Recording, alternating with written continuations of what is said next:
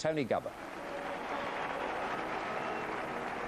Arsenal have lost their last 3 games at Highbury, once in the FA Cup, twice in the Premiership, and the team that led the league in December are now concerned to keep a qualifying place for Europe. Arsenal's cause not helped by suspensions. They have 3 players banned today: Steve Bold, Ray Parlour and 25-goal Ian Wright, who's moonlighting in another profession. The good news, though, for Arsenal is that Tony Adams is back after missing 2 games with a troublesome ankle. Lee Dixon has dispelled doubts about his fitness. Scott Marshall and Steve Hughes retained their places after the 2-0 win at Everton. Alf Ingi Haaland got both goals when Forest dramatically beat Arsenal 2-1 in their first game with Stuart Pearce in charge, but he hasn't scored since, and goals are Nottingham Forest's problem. Only 1 in the last 6 games from Dean Saunders in the 1-0 win at Spurs last week. He will again be employed as a solitary striker. Hopefully less a figure of controversy than when he was last in London, referee Mike Reid of Birmingham. At kick-off, Arsenal are 3rd in the Premiership, but they're 6 points off the pace now being set by Manchester United, and having played a game more. Tony Adams restored to the heart of that Arsenal defence.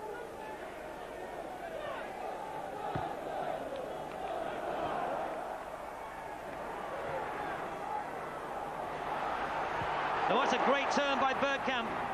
Now, can he pick somebody out? Too close to Crossley. A superb turn by Bergkamp, showing all his class and all his quality. With all the time that he wanted, surely, to pick out someone. It's a lonely role for Saunders up front, but it brought 3 points last week if they can hold out against Arsenal. Hughes trying to win the corner.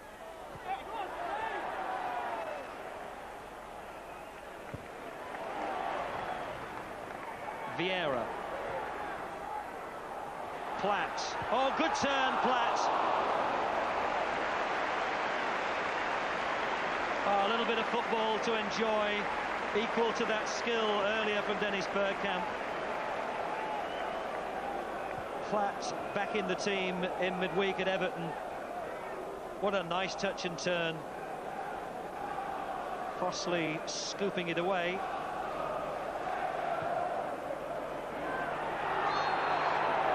And that will be a free kick. Jurkan fouling Dennis Bergkamp. A clutch of Arsenal players in deep conversation. Winterburn, Bergkamp, Merson. Stephen Hughes is there as well.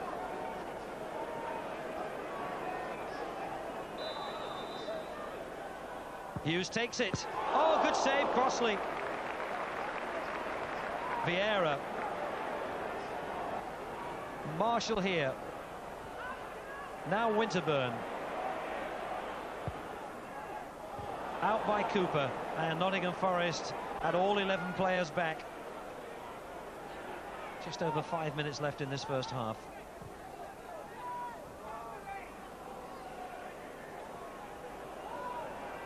Merson.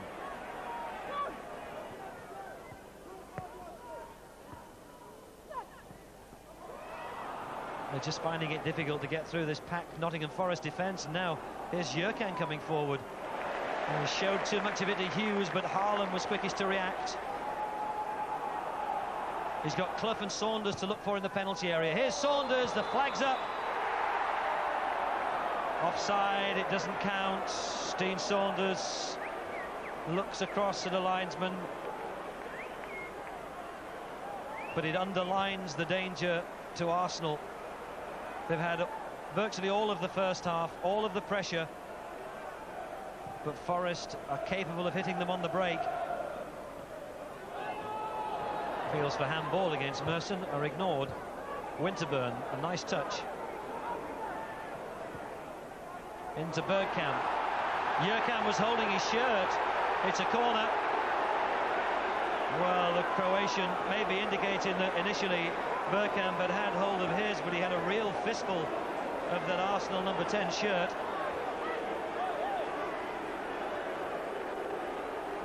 Keown's up, so too is Adams. Out by little. This is Platt. Merson! It's the best of all the chances that they've had, and somehow Merson conspired to hit it straight at Crossley. Platt hit his shot into the turf. Adams stuck his head in.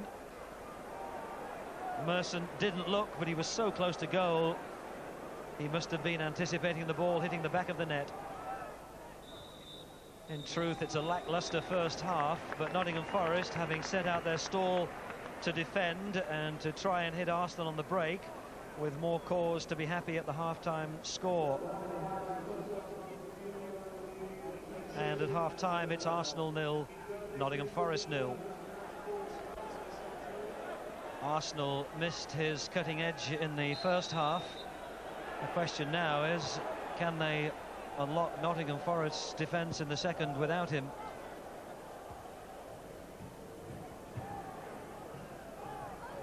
Sure that Dave Bassett and Stuart Pearce, the Nottingham Forest managerial duo, would have told the team more of the same in the second half. Adams. Marshall. Bergkamp on his left foot. It's an elegant goal by Dennis Bergkamp. It's Bergkamp's 11th of the season, and surely that now puts a totally different complexion on the game.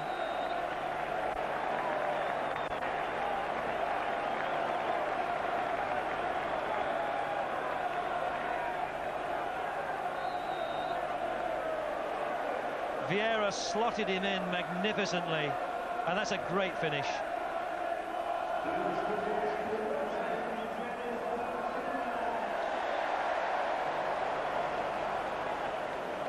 Keown. Dixon.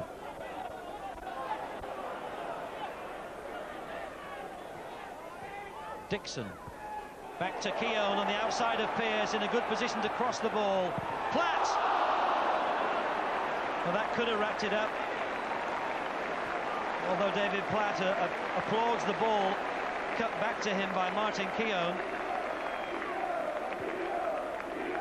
He may reflect that he could have done better from that position.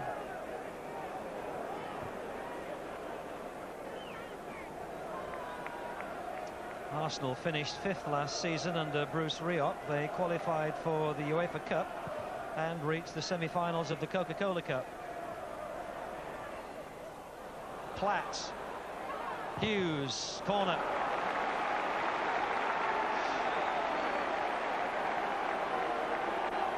Arsenal edging closer to the comfort of a 2-goal lead. They haven't secured it yet, but the crowd sensing that they're in control. Bergkamp will take the corner. Again, the big three have come up. Keown, Adams and Marshall. Keown's header cleared off the line, perhaps by David Phillips.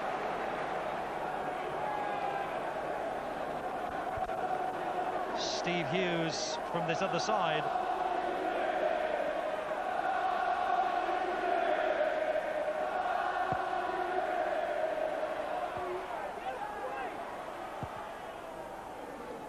Away by Guinan. Knocked up by Phillips.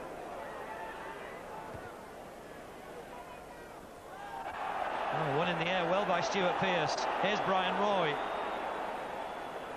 Guinan, right foot, hit Marshall, corner. Brian Roy will take the corner.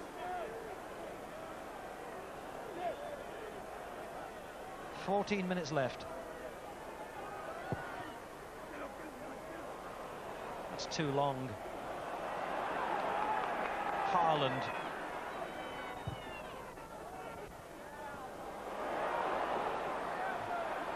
Merson, who finally comes away with it, pursued by Brian Roy. And finds Bergkamp. Oh, that's a great break. He's not offside. Pearce had played him on. Here's Hughes, faced by Crossley. And his big moment came and went. At 20 years of age, perhaps with too long to think about it. But it was the position of Stuart Pearce which made it possible. Bergkamp slotted it through, and look how much time he's got. All sorts of thoughts going through a young man's mind about what he should do, and he didn't in the end beat Crossley. Winterburn with the throw. Bergkamp. Well, there's no whistle. Appeals for handball against Haaland.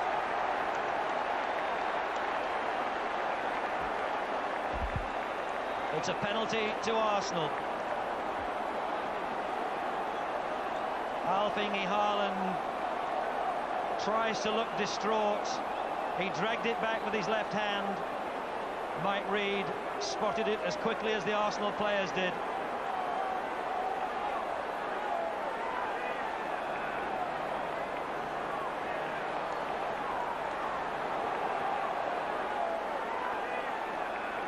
Well, he couldn't have it any clearer than that. And from the penalty spot, Bergkamp now with the chance to make the game safe.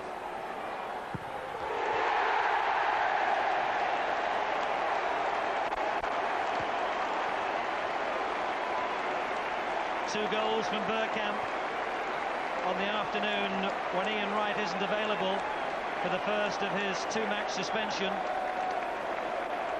have steadied Arsenal.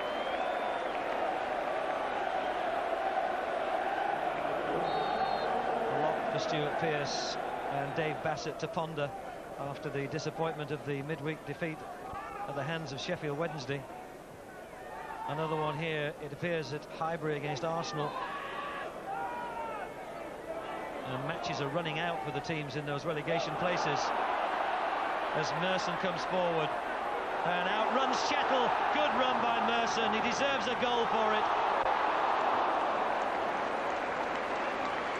Crossley with the deflection that brings the corner. And would it be unkind to suggest that one or two Nottingham Forest challenges were a bit half-hearted? He just ran right through them. In the end, they let him go and left Crossley to do his bit. Oh, amazing that the goal kick was given after that. Completely unfathomable. Counting the match down into its final seconds as Stuart Pearce is upended by Vieira. Free kick. I think Vieira's first thought then, when he made that challenge, was that he may be on his way to a booking. In fact, he's got away with it. Now Stuart Pearce, just two in the wall. Aimed at the back post. Haaland didn't get there, knocked up by Vieira. Winterburn can clear it upfield. And in the first 6 Premier Division games under Stuart Pearce, Nottingham Forest took 13 points from 18. But their form has faded somewhat since those heady days. They've only won 1 of the last 6, 4 points from the last 12. And things just not going their way.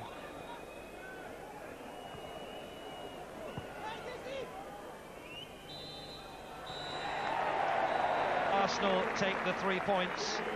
Bergkamp with both the goals on the day when Ian Wright was just a spectator, beginning the first of his two-match ban.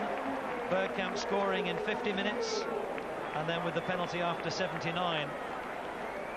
So the absentees in the end are not costly. European qualification still very much on for Arsenal, and maybe more. Points still to fight for, and a challenge still to be maintained in the race for the title against Manchester United and Liverpool. Final score here at Highbury, in the end a fair reflection of the match. Arsenal 2, Nottingham Forest 0.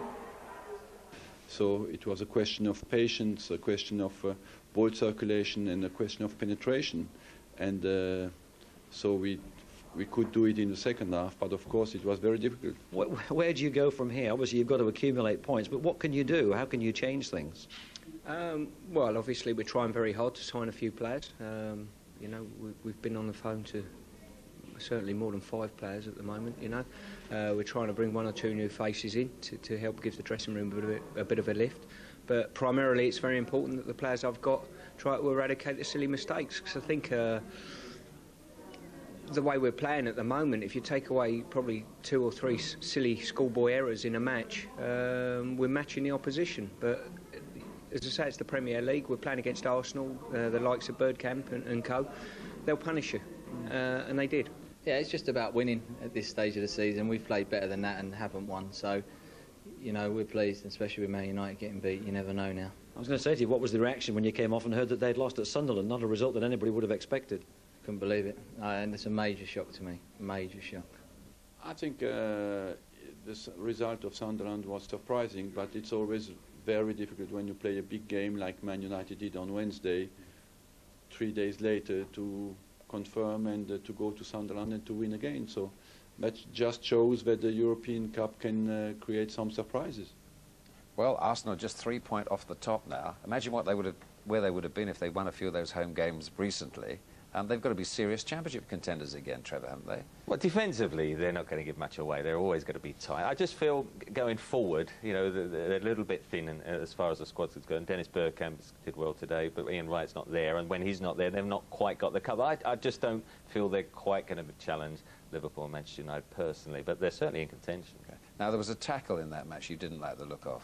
No, I just think over the last month, you know, I've seen 2 or 3 two-footed lunges. Here, Colin Cooper, it's shown a yellow card. I just think this sort of challenge where you just jump in is a career-threatening challenge, and I think they should be taken out of the game, and the only way to do that is for all of them to be a red card, not a yellow card. And it's not just this particular one. There's been 2 or 3 over the last month.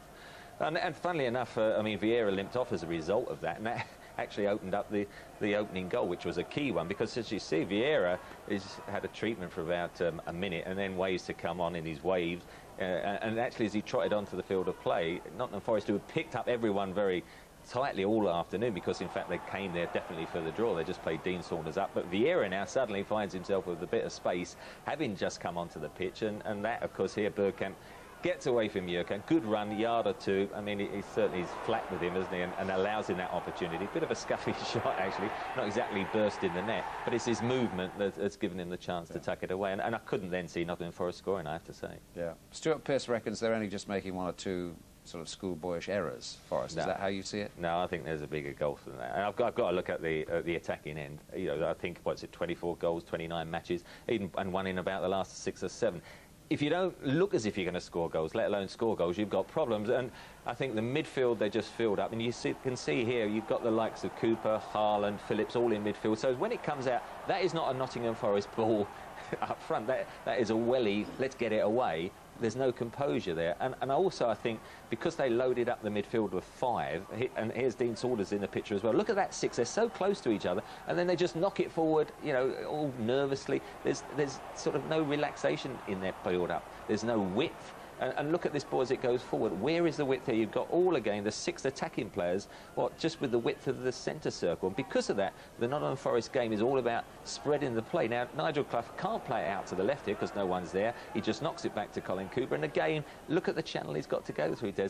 You know, I know they haven't got Steve Stone. I know they're lacking as squad players. They must get at least 1 striker and some attacking players to give them the width. And Alan pointed out Middlesbrough, you know, the movement and in their play. You didn't see that in the whole of the 90 minutes for Nottingham Forest. Yeah. Now, here's a collector's item for you at home, because Alan's a big fan of one of the attackers in that match. I wouldn't go that far. Bated breath. Come on.